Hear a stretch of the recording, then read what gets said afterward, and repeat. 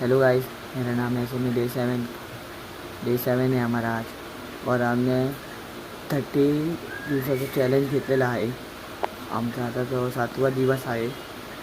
नंतरला आम्ही तुम्ही दिलेलं चॅलेंज कंप्लीट करणार आहे.